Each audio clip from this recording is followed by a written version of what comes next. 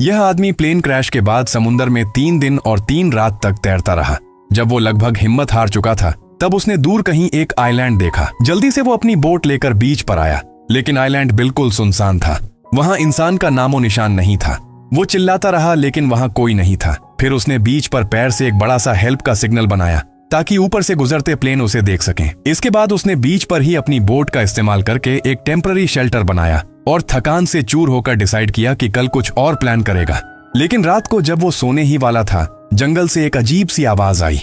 वो तुरंत अलर्ट हो गया और डर के मारे बोट का पैडल हाथ में लेकर पूरी रात जागता रहा। अगली सुबह उसने देखा कि कल बनाया गया हेल्प सिग्नल समुद्र की लहरों ने मिटा दिया है। वो तुरंत कुछ सूखे लकड़े लेकर बीच के एक ऊंचे और सेफ स्पॉट पे नया और बड़ा हेल्प सिग्नल बनाता है। तभी कुछ कुरियर के पैकेट्स समुद्र के रास्ते बीच पर आ गए।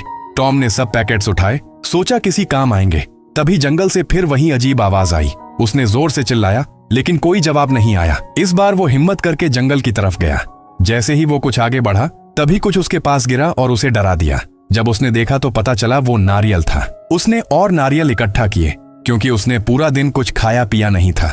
उसने नारियल को पत्थर पर मारकर तोड़ना चाहा, लेकिन काफी मुश्किल था। नारियल नहीं टूट रहा था। फिर एक पत्थर से नारियल को तोड़ने की कोशिश करता है, लेकिन पत्थर टूट जाता है। आखिर में उसने उस टूटे पत्थर से नारियल को काटना शुरू किया और काफी कोशिश के बाद नारियल टूट गया, लेकिन पानी बहुत कम था। फिर उसने सीख लिया और पत्थर से नारियल में छोटा सा होल बनाया। उसने नारियल उठाकर मुंह से लगाया और बड़ी खुशी से उसने मीठा पानी पिया। पानी पीने के बाद उसने अपना एक बैग बनाया और एक लाठी लेकर आसपास देखना शुरू किया, शायद कहीं से मदद मिले।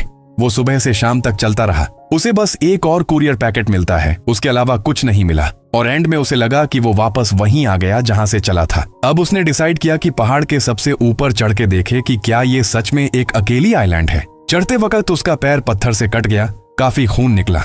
उसने अपने पैंट से एक टुकड़ा फाड़कर बैंडेज बनाया और कुछ घास जड़ी बूटियां और सॉक्स में डालकर दोनों पैरों पे बांध दिया। 1 घंटे की चढ़ाई के बाद वो पहाड़ी के टॉप तक पहुंचा। उसने देखा कि चारों तरफ सिर्फ पानी ही पानी है, कोई और जमीन नहीं दिख रही थी। उसका दिल टूट गया। तभी उसने देखा कि समुद्र में कुछ दूर एक आदमी तैरता हुआ दिख रहा है। वो तुरंत नीचे उतरकर उसके पास तैर कर गया और देखा वो प्लेन का पायलट था, लेकिन पायलट जिंदा नहीं था। टॉम ने पायलट को बीच पर खींच के लाया और उसके पास से एक टॉर्च मिली। टॉर्च अब भी काम कर रही थी। उसके शूज उतारे, वो छोटे थे पर उसने मॉडिफाई करके पहन लिए और उसकी जेब में एक वॉलेट मिला। वॉलेट में पायलट की फैमिली फोटो थी। उसे देखकर वो इमोशनल हो गया। एक खुशहाल फैमिली अब कभी पूरी नहीं होगी। उसने डिसाइड किया कि पायलट को वहीं बीच पर दफनाएगा और उसके पास उसकी फैमिली फोटो भी रख दी। उसने पत्थर से पायलट का नाम और उम्र रीफ पर लिख दिया। इतना सब करते करते शाम हो गई। रात को वो शेल्टर में लेटे हुए बहुत अकेला और उदास था, लेकिन उसकी वाइफ की फोटो उसका सहारा बनी। दिन बीत गए लेकिन कोई मदद नहीं आई। धीरे धीरे वो वहां की जिंदगी के साथ एडजस्ट करने लगा। हर सुबह पत्तों की बूंदों से वो पानी पीता। वो नारियल के शेल को पानी स्टोर करने के लिए यूज करता है। वो रेत को बाथरूम की तरह यूज करता है और पांव से उसे ढक देता ताकि स्मेल ना आए। उसे भूख लगती है तो वो समुद्र में मछली पकड़ने जाता है, लेकिन कभी कभी काफी मेहनत के बाद भी उसे कुछ हाथ नहीं आता।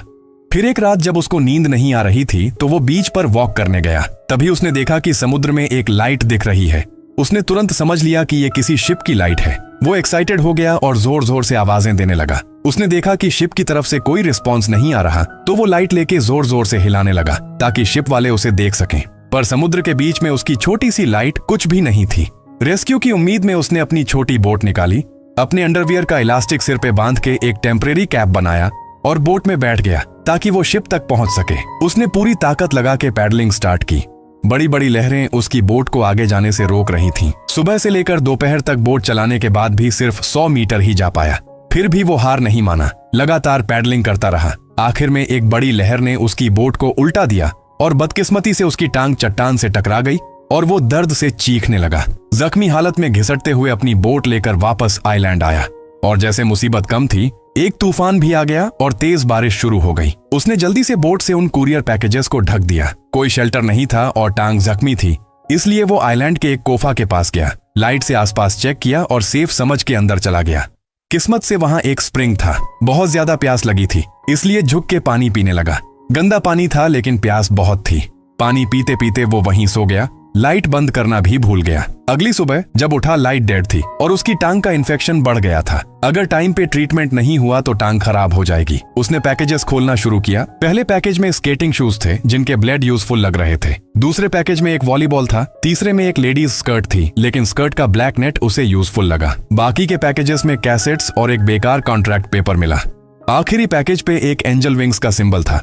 उसने इसे एक आशा की निशानी माना और ऐसे ही रख दिया। उसने उन कार्डबोर्ड से अपने लिए बेड बनाया। स्केटिंग शूज से कपड़ा काट के शूलेस से अपनी चोट पे बैंडेज किया। शूज से अब नारियल तोड़ना और लकड़ी काटना भी इजी हो गया। फिर उसने एक बड़ा केकड़ा भी पकड़ लिया। काफी दिनों से भूखा था तो बहुत खुश हुआ, लेकिन कच्चा केकड़ा खाना उसे मुश्किल लग रहा था। उसने उस स्कर्ट के नेट से एक फिशिंग नेट बनाया और एक छोटी मछली पकड़ी। मछली खाते खाते उसने रियलाइज किया कच्चा खाना टेस्ट नहीं दे रहा था, तो वो लकड़ी घिसकर आग जलाने लगा। पेपर को फ्यूल बनाया। काफी कोशिश की, फिर वो थक गया तो उसने रेस्ट किया। नारियल खाने लगा। नारियल खाते खाते उसके जहन में एक नया आइडिया आया। नारियल शेल को यूज करके बैक एंड फोर्थ रबिंग करना। इससे फ्रिक्शन तेज हुआ, लेकिन हाथ कट गया। एक और चोट लग गई। हर दिन जिंदा रहने के लिए लड़ रहा था। फ्रस्ट्रेशन में चिल्लाया, गुस्से में हाथ पैर मारने लगा, वॉलीबॉल उठाकर फेंक दिया। इमोशंस रिलीज करने के बाद उसने खुद को संभाला, हाथ बैंडेज किया और आग जलाने के नए तरीके के बारे में सोचने लगा। वॉलीबॉल पे उसके खून का हाथ लगा था। उसने उस बॉल को एक चेहरा देकर उसका नाम विल्सन रख दिया और उसे अपना दोस्त बनाया। विल्सन के साथ वो मोटिवेट हो गया। फिर आग जलाने लगा। काफी कोशिश के बाद स्पार्क्स आने लगे।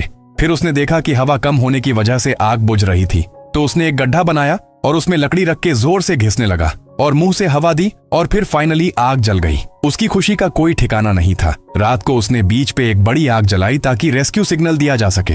अब उसे लग रहा था कि जिंदा रहने की उम्मीद है। उसने सी फूड रोस्ट किया और फिर काफी दिन बाद उसने पका हुआ सी फूड खाया। वो रोज विल्सन के सामने अपने दिल की बात करता और चट्टान पर अपनी वाइफ का फोटो बनाता ताकि खुद को जिंदा रहने का हौसला दे सके। वक्त तेजी से गुजरता गया। 4 साल कब निकल गए पता ही नहीं चला। पहले जो वो मोटा और भारी बदन का था, अब वो हड्डियों का ढांचा बन गया था। किसी को नहीं पता कि उसने ये 4 साल कैसे काटे। वो सिर्फ एक जिंदा लाश की तरह जी रहा था। अच्छी बात ये थी कि उसे मछली पकड़ने का काफी अच्छा हुनर आ गया था। कभी कभी उसने सोचा कि इस जंगल से भाग जाए, पर समुद्र की बेदर्दी लहरों ने उसका हौसला तोड़ दिया।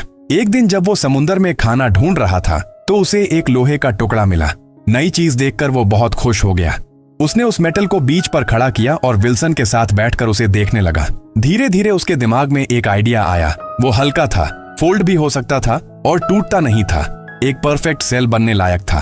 उसने तुरंत काम शुरू कर दिया। अपने पुराने स्केटिंग शूज को लकड़ी से जोड़कर एक एक्स बनाया और एक बड़े पेड़ के नीचे आग लगा दी ताकि लकड़ी जल्दी सूख जाए। फिर उसने रस्सी बनाने के लिए छोटी छोटी झाड़ियां काटनी शुरू की, उनकी छाल निकाली और दिन रात बिना खाए पिए रस्सी बनाता रहा। उसने सोचा अगर अभी नहीं गया फिर कभी नहीं जा पाएगा। उसने जंगल के सब छोटे पेड़ काट डाले। हैटा की पुरानी वीडियो टेप्स भी रस्सी बनाने में यूज की। जब वो अपने गुफा में वापस गया तो उसका मन बहुत उदास था। उसे समझ आ गया था कि समुद्र में सफर बहुत खतरनाक है, जिंदा लौटना मुश्किल हो सकता है। तभी उसे लगा विल्सन उसकी कमजोरी पे हंस रहा है। गुस्से में आके उसने विल्सन को गुफा से बाहर फेंक दिया, पर अगले ही पल उसे पछतावा हुआ और वो भागकर उसे ढूंढने गया। 4 सालों में विल्सन उसका सबसे अच्छा दोस्त बन चुका था। अपनी गलती सुधारने के लिए उसने विल्सन के चेहरे को दोबारा ठीक किया। कुछ दिनों बाद उसने राफ्ट बना लिया। उसने वो विंग वाला पार्सल बॉक्स रखा, विल्सन को साथ लिया और एक तेज हवा वाले दिन में अपनी राफ्ट को समुद्र में डाल दिया। एक नई जिंदगी की तरफ सफर शुरू हो गया। वो राफ्ट चला रहा था, एक एक लहर से गुजरता हुआ। जब भी कोई बड़ी लहर आती तो तुरंत उस आयरन शीट का सेल खोल देता। राफ्ट काफी मजबूत निकला। हवा की मदद से वो बड़ी लहरों को पार कर गया और एक शांत समुद्र तक पहुंच गया। जैसे जैसे वो दूर जा रहा था वो पीछे देखता रहा, जहां उसने 4 साल बिताए थे। शाम के सूरज तले उसके दिल में नई उम्मीद जग चुकी थी। उसे भूख लगती तो समुद्र में मछली मार लेता, प्यासा होता तो बारिश का पानी इकट्ठा करके पीता। रात को कभी कभी एक बड़ा व्हेल उसके राफ्ट के आसपास घूमता रहता, जैसे उसकी सुरक्षा कर रहा हो। पर सब कुछ हमेशा अच्छा नहीं रहता। एक रात तेज आंधी आई और सेल उड़ गया। उसने राफ्ट को जोर से पकड़ लिया ताकि वो भी उड़ ना जाए।